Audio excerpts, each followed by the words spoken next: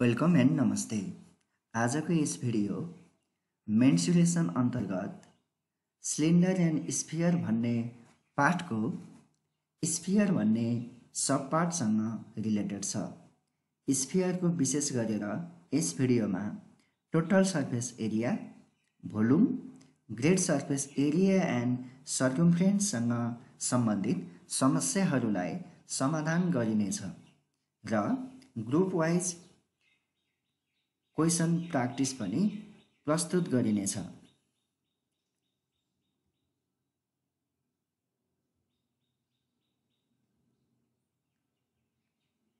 तपाईले यस्तै mathematics teaching भिडियोहरू प्राप्त गर्नको लागि सानो बाबु थापा मगर भनेर युट्युबमा सर्च गरेर यस च्यानललाई सब्स्क्राइब गर्न पनि सक्नुहुनेछ।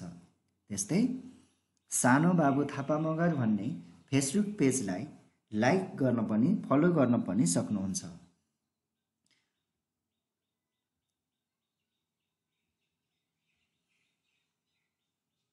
अब आजको च्याप्टरतर्फ अगाडि बढौं। Sphere is a geometrical object in three-dimensional space that is the surface of a ball। यो चाहिँ स्फियर भनेको एउटा ज्योमेट्रिकल अब्जेक्ट हो जसको चाहिँ तीन आयामिक सतहहरू हुने गर्दछ। Like a circle in two-dimensional spaces। A sphere is defined mathematically as the set of points that are all the same distance r from a given point, but in a three-dimensional space there is a round solid figure or its surface with every points on its surface equidistant from its center। For example, ball, marble, bubble, etc. are the sphere। स्फियरलाई यसरी हामीले फिगरमा हेर्न सक्छौं।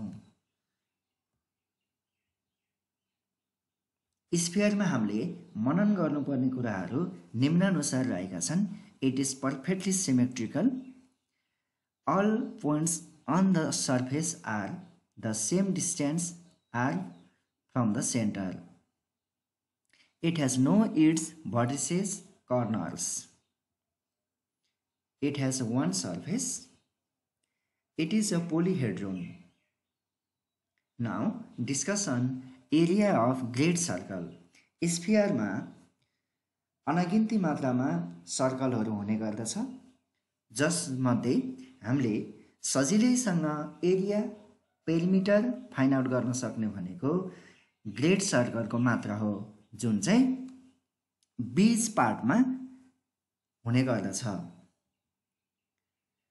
अब यो फिगरमा यहाँ blue part रहेको छ। यो ब्लू पार्टलाई चाहिँ हामीले ग्रेट सर्कल भनेर बुझ्ने गर्दछौं। यस्तै सर्कलहरू अनगिन्ती मात्रामा स्फियरमा हुने गर्दछ, तर सबैको हामीले एरिया निकाल्न सक्दैनौं किनकि हामीलाई त्यो सबै सर्कलको रेडियस थाहा हुँदैन।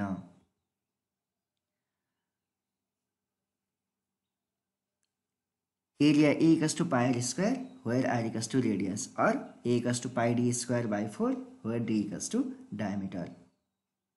A circumference of great circle C equals to 2 pi r where r equals to radius। त्यस्तै circumference C equals to pi d where d equals to diameter। diameter दिएको बेलामा चाहिँ C equals to pi d हुने गर्दछ। Total surface area TSA equals to 4r square where r is radius, or total surface area equals to pi d square where d equals to diameter।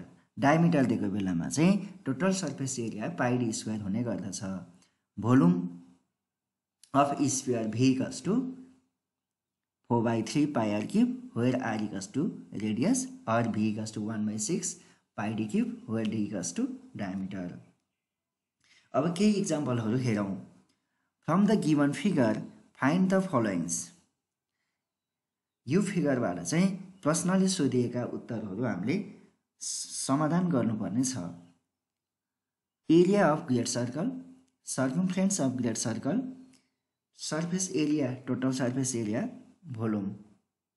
Solution A को लागि diameter of sphere d equals to 42 cm, radius of sphere d r equals to d/2 भनेको 21 cm आयो।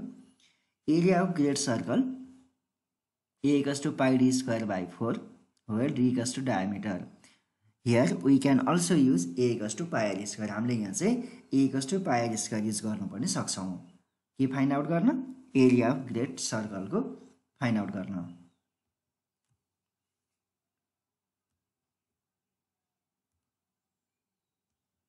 समाधान गरौँ। पाई को value राख्यो, D को value राख्यौं हामीले, अनि क्याल्कुलेसन गर्दा कति आयो? 1384.74 cm स्क्वायर आयो। बी मा circumference of great circle C equals to pi D, pi र डी को भ्यालु राखौं र यसमा सोलुसन गरौँ। त्यसो गर्दा फेरि हामीले 131.88 cm फाइन्ड आउट गर्न सक्छौं। Here we can also use C equals to 2 pi R. यो C equals to pi D को ठाउँमा हामीले C equals to 2 pi R formula पनि युज गर्न सक्छौं।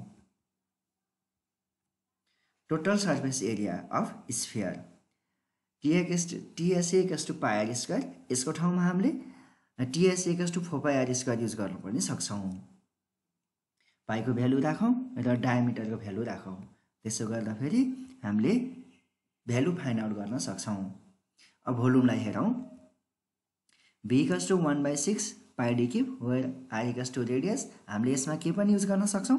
b equals to 4/3 pi r cube पनि युज गर्न सक्छौं। पाई को र डी को भ्यालु सब्स्टिट्युट गरौँ र हामीले कति फाइन्ड आउट गर्न सक्यौं? 38,808 cm क्यूब चाहिँ हाम्रो गिवन स्फियर को भोल्युम भयो। अब एक्जाम्पल 2 हेरौं।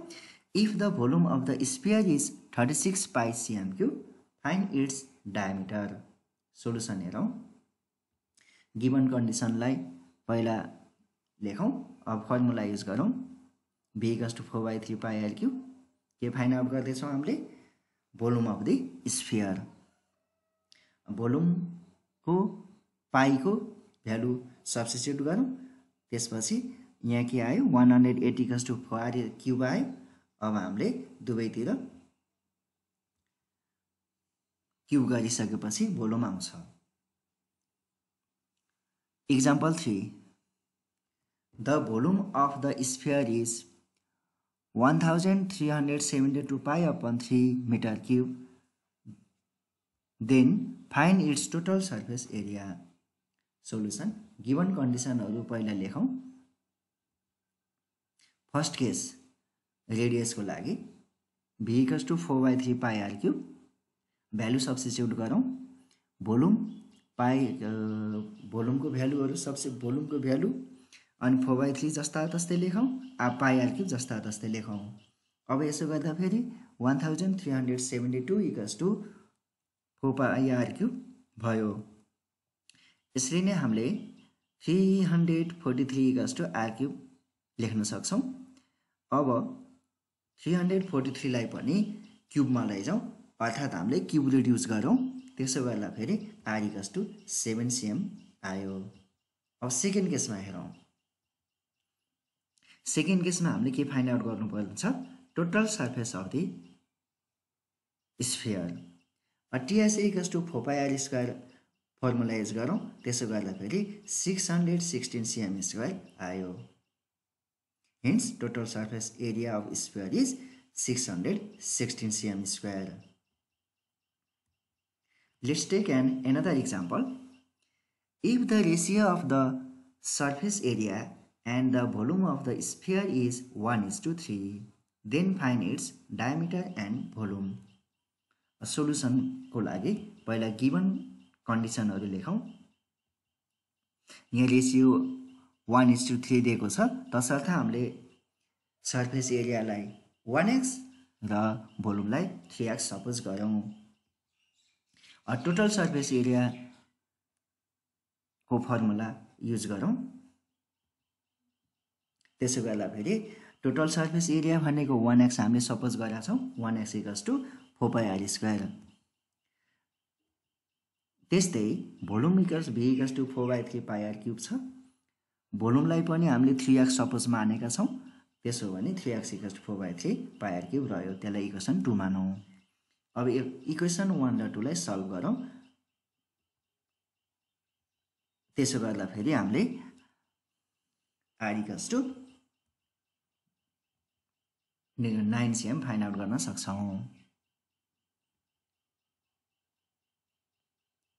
त्यस्तै diameter of the square D = 2r हो। 2 × 9 गर्यो भने 18 cm फाइन्ड आउट हुन्छ। त्यस्तै volume of the square V = 4/3πr³। अब हामीले r को भ्यालु रिटर्न गरौँ। त्यसो गर्दा फेरि भोल्युम अफ द स्फियर भनेको 3054.85 cm³ रह्यो। Hence, the diameter and the volume of the sphere are 18 cm and 3054.85 cm³ respectively. Let's take another example. If the radius of the three spheres are 3 cm, 5 cm and 7 cm respectively, what is the radius of sphere when three spheres are melted together to form a new sphere? यहाँ चाहिँ फरक radius भएको तीनवटा स्फियरहरू रहेको छ। त्यसबाट चाहिँ हामीले पगालेर नयाँ स्फियर बनाउनको लागि चाहिँ कति रेडियस भएको स्फियर बनाउनु पर्छ भन्ने चाहिँ प्रश्नले सोधेको छ। अब गिवन कन्डिसनहरु लेखौं। त्यस्तै भोल्युम फर्स्ट केसमा चाहिँ volume of first sphere V1 निकालौं। त्यो गर्दा फेरि 4/3π3³ आयो भनेको 36π आयो। त्यसैगरीकन radius of second sphere R use गरेको पनि भोल्युम युज गरेर सोलुसन गरौं। त्यसो गर्दा फेरि हामीले 166.66π फाइन्ड आउट गरौं। त्यस्तै रेडियस 7 cm भएको स्फियरको भोल्युम 3 फाइन्ड आउट गरौं। V3 = 4/3πr³ युज गरौं। त्यसो गर्दा फेरि हामीले 457.33π फाइन्ड आउट गरौं। अब हामीले टोटल भोल्युम निकालौं। तपाईले यसलाई एकैचोटी फर्मुला युज गर्न पनि सक्नुहुन्छ र यसरी स्टेप वाइज रूपमा V1 V2 V3 गरेर पनि निकाल्न सक्नुहुन्छ। टोटल भोल्युम निकालौं। टोटल भोल्युमलाई V1 V2 V3 जोड्दा फेरि एड गर्दा फेरि 559.99π रह्यो। Say the radius of new sphere is R। अब हामीले यो टोटल भोल्युम भयो, यसमा चाहिँ बाट हामीले नयाँ रेडियस क्यापिटल R भएको न्यू स्फियर बनाउनु छ। त्यसको लागि सल्भ गरौं। Volume of sphere having radius R is 4/3πr³। By question. अब यसमा हाम्रो टोटल भोल्युम भनेको 659.99π आयो। यो भनेको नयाँ बनाउने स्फियरको पनि भोल्युम हो। तसर्थ volume of 3 sphere equals to volume of new sphere having radius capital R। Formula use गरौं। फर्मुला युज गरेर भ्यालुहरु सब्स्टिट्युट गरौं। त्यसो गर्दा फेरि हामीले R इक्वल्स टु कति फाइन्ड आउट गर्न सक्छौं? 7.91 फाइन्ड आउट गर्न सक्छौं। Hence, radius of new sphere equals to 7.91 cm. Diameter of the new sphere D equals to 2 into capital R, that is 15.82 cm. अब क्वेशन फर प्र्याक्टिस। इस chapter स्फियरसँग सम्बन्धित क्वेशनहरुलाई यहाँ ग्रुप वाइज रूपमा प्रेजेन्ट गरिएको छ। ग्रुप ए निम्नानुसार प्रश्नहरु रहेका छन्।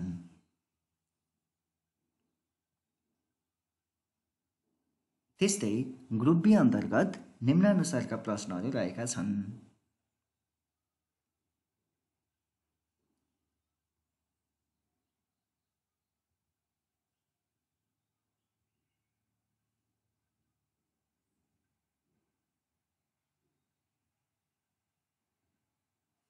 त्यस्तै ग्रुप सी अन्तर्गत निम्नानुसारका प्रश्नहरू छन्।